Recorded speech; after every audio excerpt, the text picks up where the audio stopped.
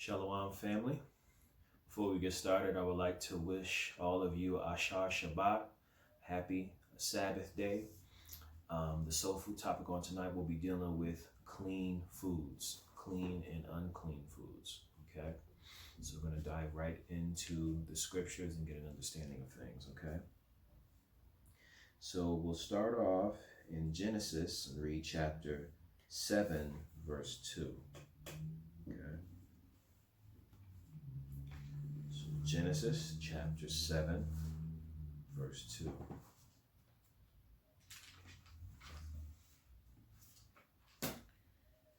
And it reads, "Of every clean beast thou shalt make to thee by sevens, the male and his female, and of beasts that are not clean by two, the male and his female."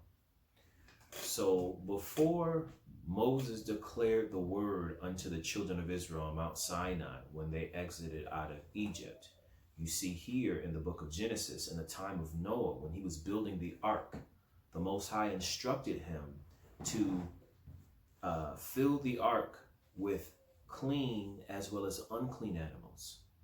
And the deeper thing is that Noah understood what animals were clean and what animals were deemed unclean.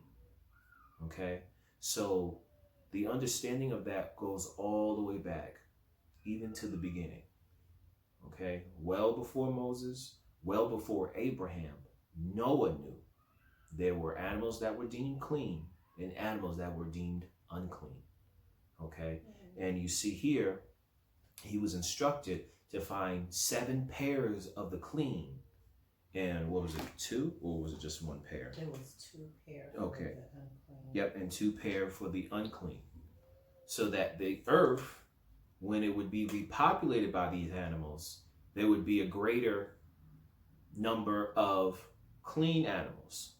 Because usually the unclean animals tended to be more on the side of predator beast. Okay? And if there were more predators than there were prey, okay, then there wouldn't be enough food for us to eat and consume. So that was the wisdom of the Father, to have there a balance. Let there be more clean animals, which tended to be herbivores, okay, which could serve also as the prey for the unclean, who tended to be more predators, tended to be more predator-like animals, okay? Just wanted to bring that out. We're going to move on to the next chapter, chapter 8 of Genesis, verses 18 through 21. And that reads, "And Noah went forth, and his sons, and his wife, and his sons' wives with him. Every beast, every creeping thing, and every fowl, and whatsoever creepeth upon the earth, after their kinds, went forth out of the ark."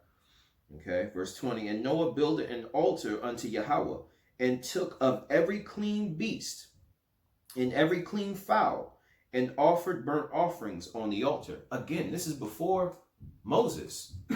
Salakia. This is before the giving of the law on Mount Sinai to the Israelites. Noah already had an understanding of clean and unclean. And to show his appreciation and to render worship unto the Most High Yahweh, he built an altar. And upon that altar, he didn't put swine's flesh. He didn't put, rabbit flesh. He didn't put monkey flesh upon this altar. He put clean animals and offered it as an offering, a burnt offering before the Most High. 21. "And Yahweh smelled a sweet savor, and Yahweh said in his heart, I will not again curse the ground any more for man's sake. For the imagination of man's heart is evil from his youth. Neither will I again smite any more every living thing as I have done." So understand here that Noah, Salakia, and his righteousness, and him being compelled through the Spirit to build this altar and render worship of clean meat sacrificed properly, it compelled the Most High to repent of what he had done and to make a promise and a vow that he would not do what he had done in destroying the earth with a flood. So you see the importance of being able to differentiate between the clean and the unclean. Okay, and that's all the way back in the book of Genesis well before Abraham, well before Isaac, well before Jacob, before Moses, before the formal giving of the law. We see that the eternal law from the beginning was known, and it was revealed unto Noah. Okay? And he knew between clean and unclean animals. All right? Now we're going to move to the book of Leviticus. All right? Which the Most High now will give an explanation to the children of Israel what is deemed clean and unclean. Now the nations, they do whatever they want. Okay? The nations go whoring. They will feast after whatever, their heart lusteth after. But as for the children of Israel, we have been given strict instructions. We have guidelines into the things that we are to eat and not eat.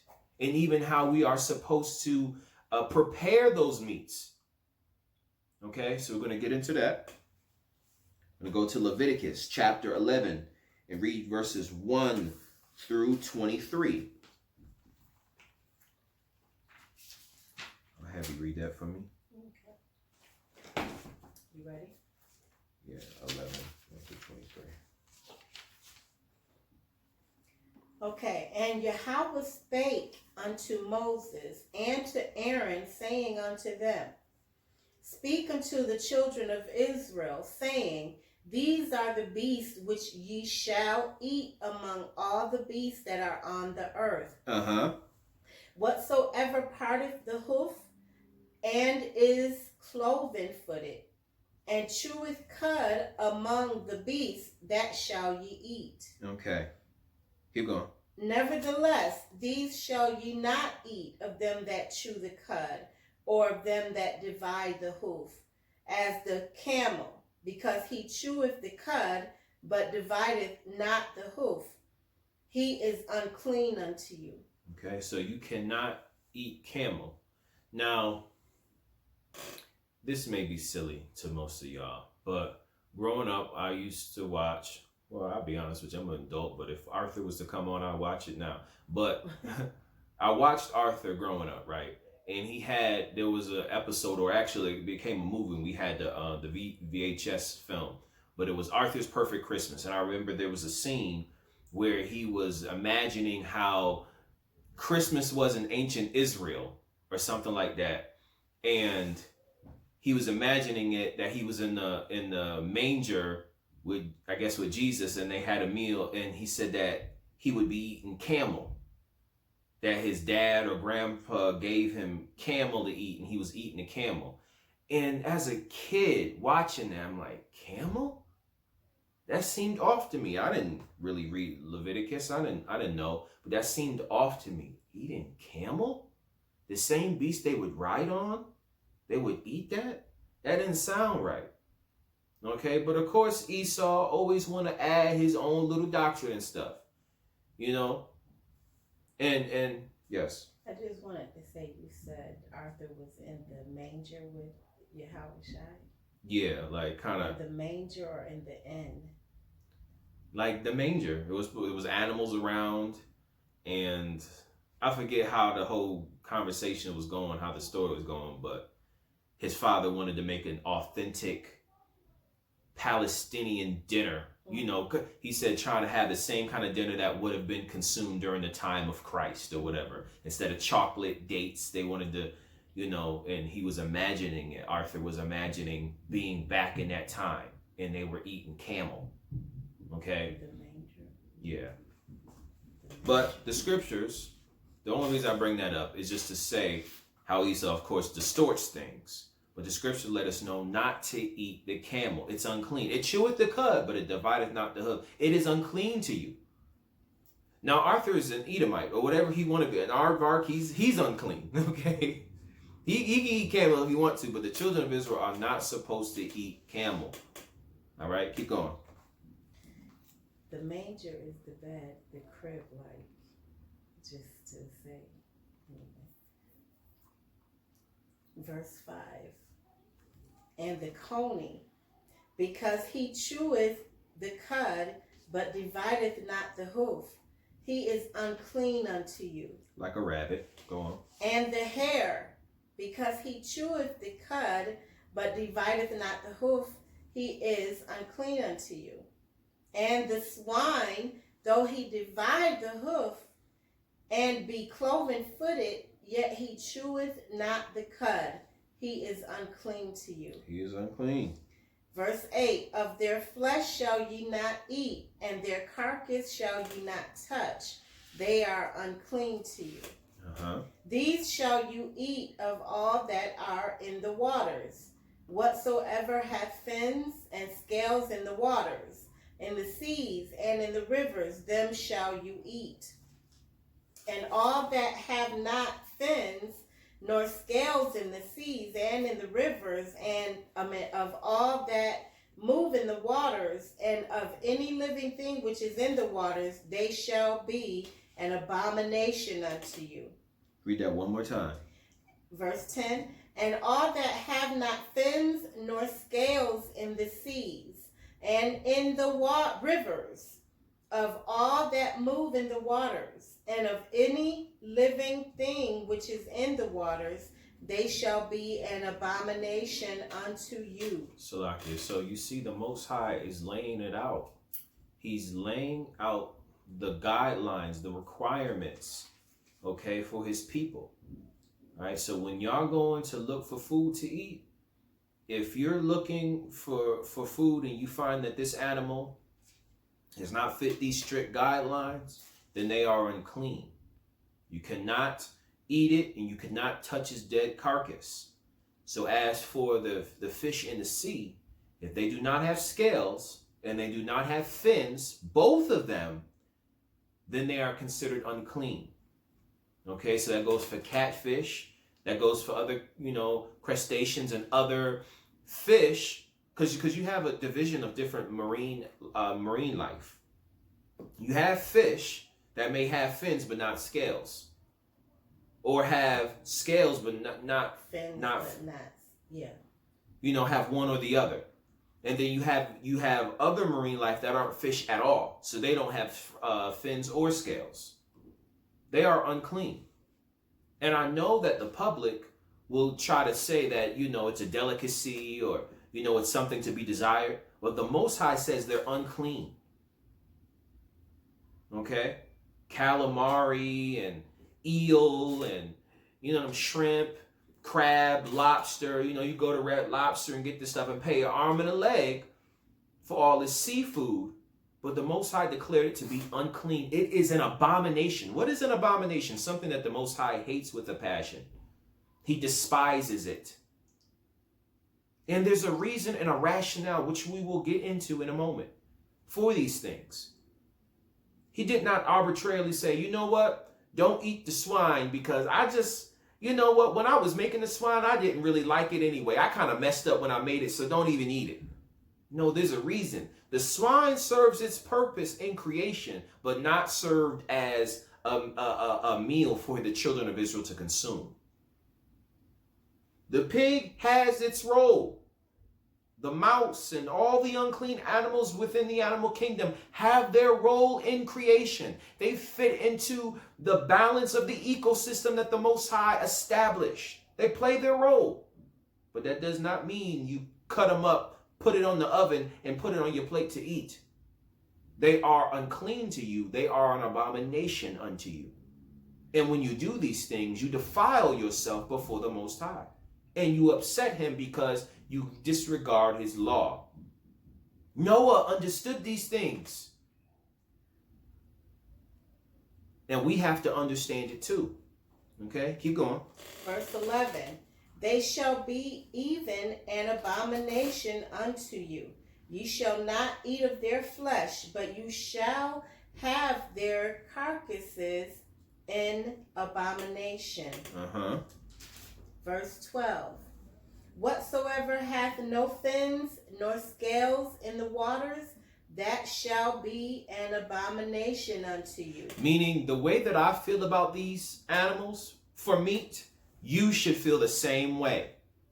So if someone said, I want to make you something to eat. Okay, that sounds all right. And they put shrimp on your plate, they are an abomination unto you. So you should feel just the way the Most High feels about it. You better get that plate out of here. I don't want no shrimp. That's unclean. We all, or I won't say all, most people in Western culture, if someone fried up a dog and put it on a plate and said, here you go, most people would be repulsed by it.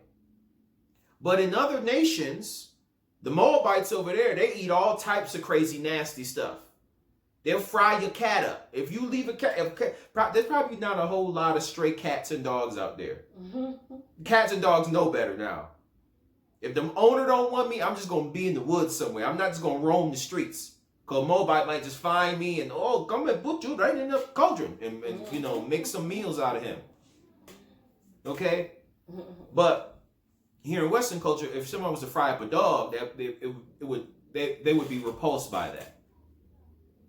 So in the same way you view frying up a dog or a cat or frying up a bat or something like that, you should feel that way towards any of these other quote unquote okay, high delicacy animals that are still considered unclean before the Most High. They are an abomination unto you.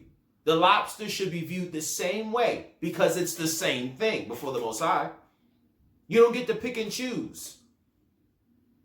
You do not get to pick and choose. Well, shrimp, that's okay. If you butter it up and saute it, it's fine. But I wouldn't eat no cat. They're the same thing.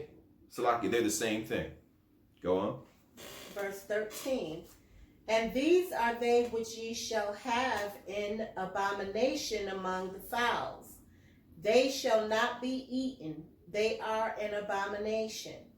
The eagle and the ostrich and the osprey and the vulture and the kite after his kind. Every raven after his kind. Shalaki, so even as you see with these fowl that the Most High is mentioning that are an abomination, if we go back to Genesis and how Noah chose 7 pairs of the clean, 2 pairs of the unclean, you see that these unclean fowl, most of them are ravenous. They're carnivores.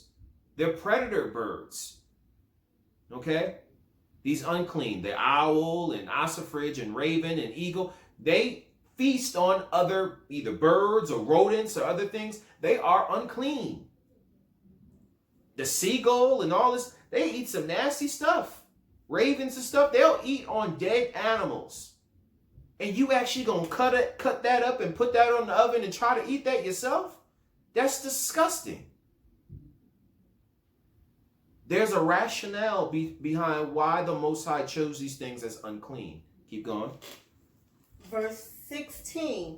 And the owl and the nighthawk and the cuckoo and the hawk after his kind and the little owl and the cormorant and the great owl and the swan and the pelican and the gier eagle and the stork, the heron after her kind, and the lapwing, and the bat. All fowls that creep, going upon all 4, shall be an abomination unto you. Yet these may you eat, of every flying, creeping thing that goeth upon all 4, which have legs about their feet, to leap withal upon the earth. Even these of them ye may eat, the locust after his kind, and the bald locust after his kind, and the beetle after his kind, and the grasshopper after his kind. Salakia. When in verse 20 it says, all fowls that creep going upon all 4 shall be an abomination unto you, I believe when it's mentioning fowl, it's not actually talking about bird, but insects that fly. They have the capability to fly, but they go upon all 4s. Like beetles, things of that nature. Okay, I don't think it's actually talking about fowl because there are birds that go on all 4. Okay, but keep going. Verse 23. But all other flying, creeping things which have 4 feet shall be an abomination unto you. Okay. We're going to continue in this chapter. I'm going to have you read verses 24 to 31. Okay. And For these ye shall be unclean. Whosoever touches the carcass of them shall be unclean until the even. Excuse me. And whosoever beareth aught of the carcass of them shall wash his clothes and be unclean until the even.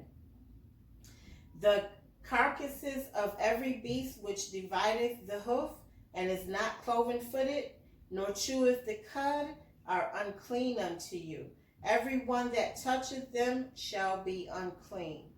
And whatsoever goeth upon his paws among all manner of beasts that go on all fours, these are unclean unto you. Whoso touch their carcass shall be unclean until the even.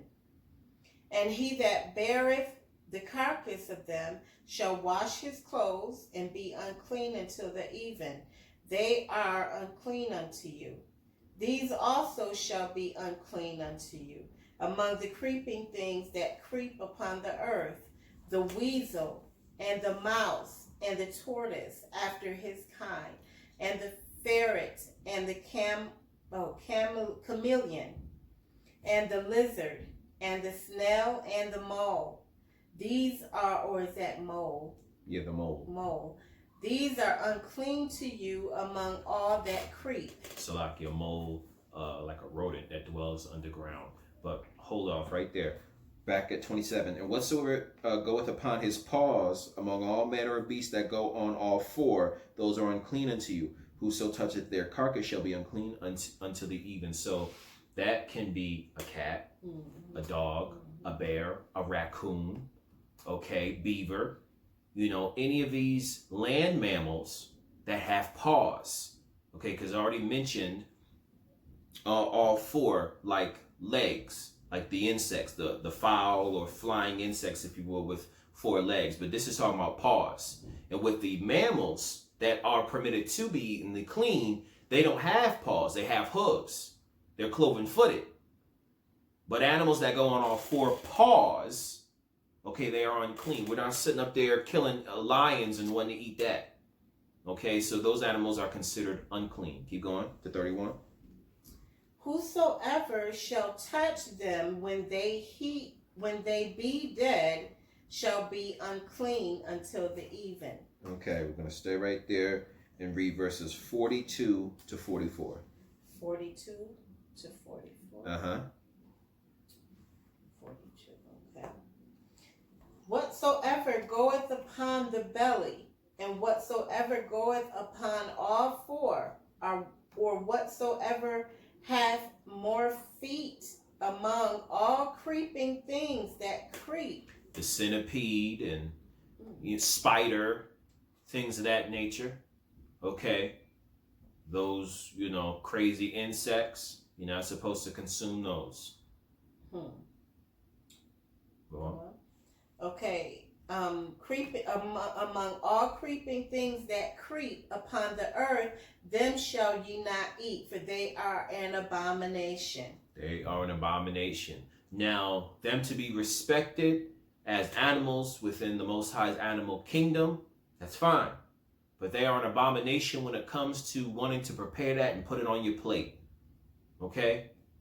You can look at them out in nature and say, wow, look at the Most High's creation. But you don't say, that looked good. Let me cook it up and eat it. It is unclean unto you. It is an abomination unto you. Okay? Just as your sister, you can look at your sister and say, wow, I have a beautiful sister. But you never allow the thought of lust to come into your mind and said, I'm going to take her as my wife. That same mentality you have towards your sister should be had for these animals. They have their place within the Most High's ecosystem, but they are not fit. They are unclean. They are abominable and not fit to be upon my plate to eat. If the other nations want to take part in that, let them go ahead and do that. But as for me, not so. The Most High has not given us the permission to do that. It is abominable. Okay? Verse 43. Ye shall not make yourselves abominable with any creeping thing that creepeth, neither shall ye make yourselves unclean with them, that ye should be defiled thereby. For I am Yahweh your King. You shall therefore sanctify yourselves, and ye shall be holy, for I am holy. Neither shall ye defile yourselves with any manner of creeping thing that creepeth upon the earth. Hallelujah. Hallelujah.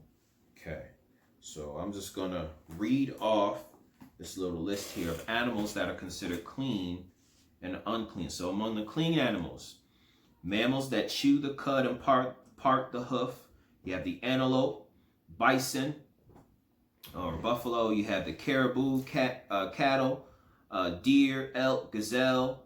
It says even giraffe.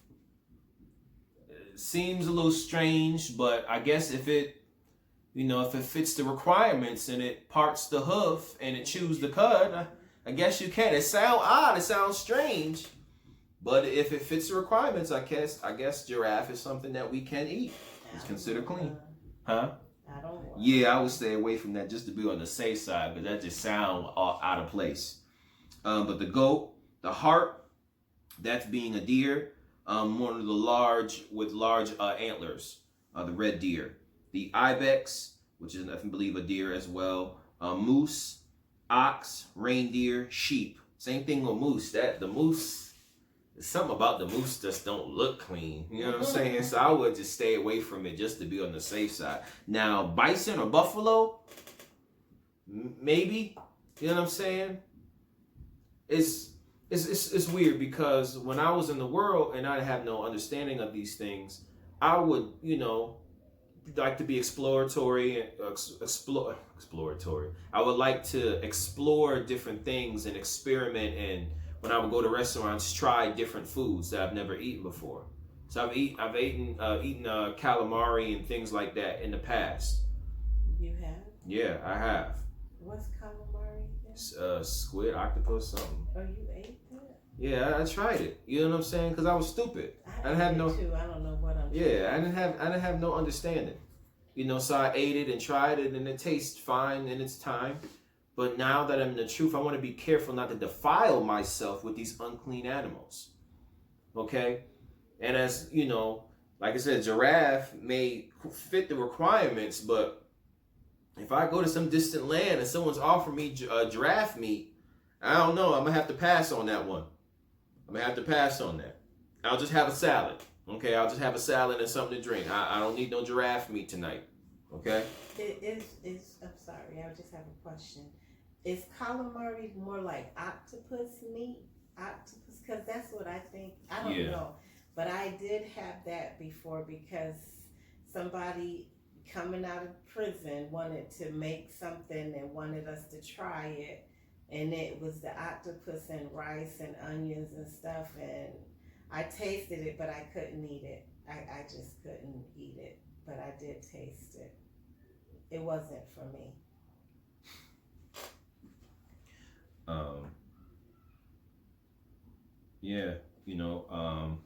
And then you talking about Emerald saying she went and she ate calamari. Rashawn had it, but she ate shrimp, and she's not a believer in this truth, so she's still eating what she wants to eat, and I know it's got to make you feel a certain way to even hear her talk about it. It does. And it's like you want to say something, but you already know where it's gonna go with her. So. And for that reason, I'm glad I didn't go, so I wouldn't have to sit there with them eating and have your spirit vexed to have to sit up and watch them consume it. Okay. Fish with fins and scales that are considered clean: anchovy, barracuda, bass, black pomfret, bluefish, bluegill, carp, cod, crappie, crappie, drum, flounder, grouper, grunt. They sound unclean to me.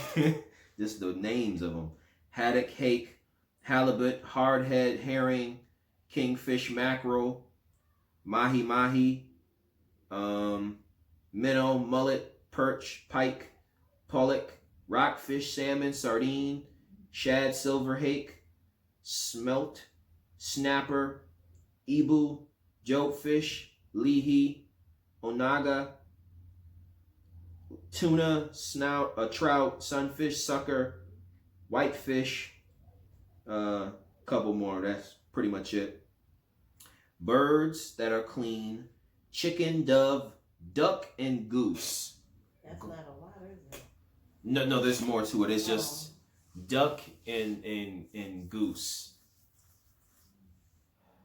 That seemed iffy to me. Now I don't know about that. It doesn't say expressly in the scriptures, to my understanding, that we can eat it, other than what I'm going to bring out in the letter of Aristeas. Okay, it does mention geese in there, maybe, but again, just like giraffe, that's something I'll just have to pass on. It just seemed off to me. Like another thing. Among the animals we're supposed to eat, even the animals that were sacrificed, the pigeon. Now, I would eat pigeon. Okay, because I know for certain, because it's mentioned by name in the scripture, I would venture to eat pigeon. But most people, when they hear that, even in this truth, they're still repulsed by it because of what we've been trained to think, that pigeons were dirty birds. Okay? Now, pigeons, quail, and dove are all in the same family. And I think Israelites will say, okay, I'll try quail maybe. I'll try dove maybe. But pigeon, They're the same thing. But because they've gotten this bad rap for being these nasty birds, most people don't want to have nothing to do with no pigeon. Especially not eating it. Okay? So that may apply to duck and goose and giraffe. But just to be on the safe side, I think I'm just going to pass on that. But you got chicken, dove, duck, goose, grouse, guinea fowl, partridge, peafowl, pheasant, pigeon, prairie chicken, quail, sarah hen or sage hen, sparrow, swan, teal, turkey. It says sparrow and other songbirds. Okay? So we can eat turkey. That's what it says here, turkey, yeah.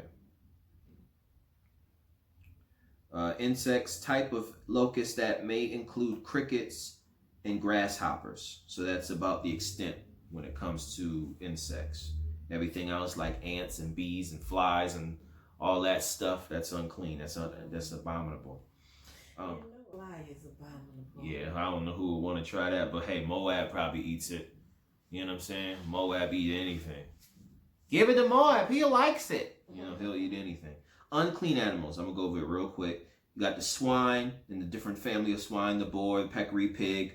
You got canines, coyote, dog, fox, hyena, jackal, wolf. You have the felines, the cat, cheetah, leopard, lion, panther, tiger. The equines, or however you want to say, the donkey, horse, mule, zebra. Other animals, a few here: armadillo, badger, bat, bear, beaver, camel, elephant, gorilla, groundhog, hippopotamus, kangaroo, llama, mole, monkey, mouse, muskrat, opossum, porcupine, rabbit, raccoon, rat, rhinoceros, skunk, slug, snail, squirrel, wallaby, weasel, wolverine, wolf, all insects except some in the locust family. As for marine life that are unclean, you got the bullhead, catfish, marlin, paddlefish, shark, squid, swordfish. You have the clam, conch, crab, crayfish, lobster, mussel, oyster, scallop, shrimp, jellyfish, octopus, squid, dolphins, otter, porpoise, seal, walrus, whale. Okay, and as for birds, you have the buzzard, condor, cormorant, crane, crow, eagle, flamingo, hawk. And in the scriptures, it goes on to list more of the unclean animal, unclean fowl that we can't eat. And then reptiles, you have the alligator, crocodile, lizard, snake, turtle, amphibians, frog, newt, salamander, toad. Those are you can? No, unclean. Unclean animals, okay? I want to grab another precept real quick here in the book of Deuteronomy. Deuteronomy chapter 12, verse 14. But in the place which Yahweh shall choose in one of thy tribes, there thou shalt offer thy burnt offerings, and there thou shalt do all that I command thee. Verse 15. Notwithstanding, thou mayest kill and eat flesh in all thy gates, whatsoever thy soul lusteth after, according to the blessing of Yahweh thy king, which he hath given thee. The unclean and the clean may eat thereof, as of the roebuck and as of the hart. 16. Only ye shall not eat the blood, ye shall pour it upon the earth as water. Okay, so what the Most High is saying is there were particular clean animals, if you want to call it high clean animals, if you will, that were fit for sacrifice, like the ox, like the lamb, like the ram, like the dove, pigeon, quail, what else? Goat. You know, you had these different animals. The calf, they were placed upon the altar. These animals were fit to be sacrificed. But how can I say this? You have so you have all the animals in the animal kingdom, right? You separate it into two categories. You have the clean and the unclean. Among the clean, you had a particular group which were only designated, the animals that are only designated for sacrifice. Okay, but he's saying within your gates, when you're not giving sacrifices, meaning what can be commonly eaten upon your dinner table, can be anything within that clean group. But when you're giving sacrifice, you cannot give any of the other clean animals that I did not require to be sacrificed upon the altar. Okay, and he's saying of the foods that can be eaten upon your dinner table, the clean and the unclean can eat of it, meaning person, meaning one who is deemed clean and one who's deemed unclean. They can still eat of the food, like the roebuck or the hart, which were species of deer. Okay, but the requirement was when you do prepare these animals, Salakia, you are to pour their blood upon the earth. We're not supposed to consume the blood. That's another thing to keep in mind when we're preparing our meats. You got to cook the blood out of the animal. It should be poured out, but if any remain, you cook it out of it. Okay, we don't get down the way Esau get down. We don't cook the meat halfway, have blood dripping out and call it the juices. Okay, we don't get down like that. I had an Edomite tell me that years ago when I was at one of my last jobs. Commercial came on and it's talking about this grill and the meat is succulent. It's showing the meat and blood is running out. I'm like, that's nasty. It's still got the blood in it. And the Edomite said, no, that's the juices. The juices? That ain't Kool-Aid. That ain't cherry Kool-Aid coming out of that meat. That's blood. Yes. I have a question. Yes. Where it says the unclean and the clean may eat thereof, what is that? I just said it. It was when a person is considered clean or unclean. Yeah, not the animals themselves. No, it's not saying that you can eat clean and unclean. When he say all that thy soul lusteth after, meaning when you're not providing a sacrifice within your gates and you want to eat something for dinner, you can eat any of the animals within the clean category. And the clean person and the unclean person can all eat of that particular meal. But when it comes to giving the sacrifice, you can't give me no roebuck or no hart or give me giraffe. Okay, you can't give me no giraffe or geese or duck upon the altar because I have not required those things. And that is if they are truly marked as clean. The Most High does not want that on his altar. But if they are truly clean, then you can have that for dinner if you want. If you want some duck, if it's truly clean, you can consume some duck. You want some turkey or chicken, you can, but you cannot put that upon the altar. Does that make sense? Okay. All right, now I'm going to grab passages in the letter of Aristeas, which I know many will not ascribe to it, but I believe that this will help give clarity as to why the Most High designed there to be animals that were clean and unclean and why he made the separation for the children of Israel. Okay? So I'm going to read letter of Aristeas, chapter 6. I believe it's chapter 6. And it'll be a handful of scriptures in there. So I'm going to read verse 2 here. Let's see what I have. Bear with me.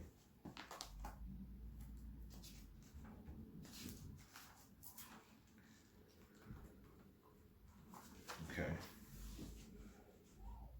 So letter of Aristeas, chapter 6, verse 2. Read verse 2, 23, 27 through 29, 32, 51 through 52. Okay, so verse 2. For I suppose that most people feel of curiosity with regard to some of the enactments in the law, especially those about meats and drinks and animals recognized as unclean. Okay, verses 23. Okay. For though, speaking generally, all things are alike in their natural constitution, since they are all governed by one and the same power, yet there's a deep reason in each individual case why we abstain from the use of certain things and enjoy the common use of others. So just like I said, all the animals are the same essentially within the animal kingdom. They serve a purpose, okay? And you can respect them and marvel at their wonder in nature, but it's an entirely different thing when you're just doing that and then deciding to put that on your plate, okay? You can look at the eagle fly in the sky and say, wow, what a marvelous work of the Heavenly Father's hands.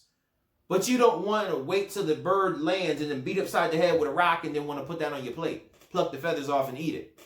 These are two entirely different things. Okay? Verse 27 through 29. For all the birds that we use are tamed and distinguished by their cleanliness, feeding on various kinds of grain and pulse, such as, for instance, pigeons. Okay? Now, some of these street pigeons in New York and whatnot, they might start going off eating stuff they shouldn't be eating. But the pigeon, in its nature, is to eat upon things that are clean. That's why it's considered clean. All right? Turtle doves, locusts, partridges, geese also, and all other birds of this class. 28. But the birds which are forbidden you will find to be wild and carnivorous, tyrannizing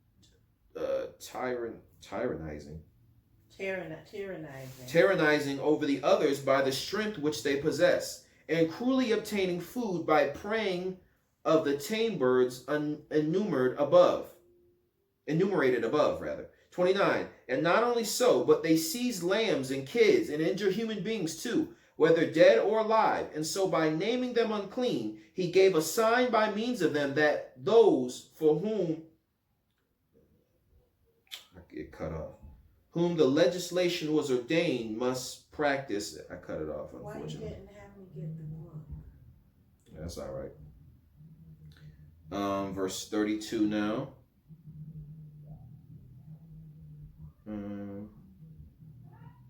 Wherefore all the rules which he had laid down with regard to what is permitted in the case of these birds and other animals, he has enacted with the object of teaching us a moral lesson. So these all have a greater, what was I going to say? They all have a lesson behind it. The reason why we're able to eat some foods and not eat other foods, there's a lesson to be learned in it. That's what the writer is saying here. And he went over some of it with some of the birds. The birds of the herbivore birds, because of their nature and how the Most High designed them, they were marked as clean.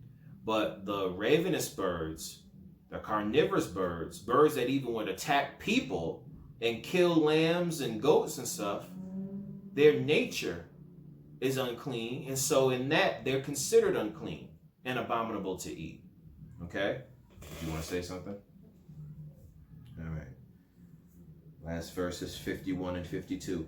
For our laws have not been drawn up at random or in accordance with the first casual thought that occurred to the mind, but with a view to truth and the indication of right reason. So the Most High did not just on a whim create these things. Oh, don't eat this, eat that. Oh, wait. No, you can eat that. No, you. Not like that. The Most High, with his divine wisdom, having his hands in on all creation, understands why he marked things clean and unclean. There's a reason to why he has done all things. Okay, 52. For by means of the directions which he gives with regard to meats and drinks in particular cases of touching, he bids us neither to do nor listen to anything thoughtlessly, nor to resort to injustice by the abuse of the power of reason. So because he has given us discernment between what is right and wrong, clean and unclean, we can use that power to truly walk in righteousness. If we didn't have the law, then we wouldn't see a difference between what is holy and profane. But in having this law and meditating upon it, understanding what is holy and what is profane, we can rightly divide and be examples of righteousness and holiness before the Most High. We learn these lessons through the discipline in keeping the commandments of the Most High. So eating clean meats and avoiding unclean meats is just not a vain practice, but that it adds to your faith virtue.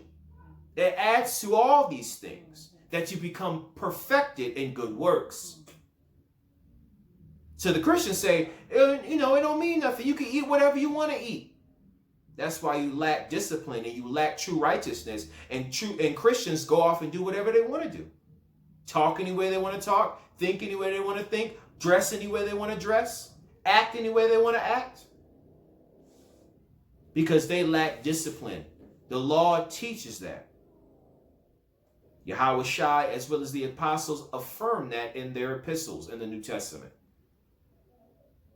So we have to learn in righteousness and in faith and in wisdom, discernment as well, to consume the clean and avoid the unclean meats. Okay? Shalom.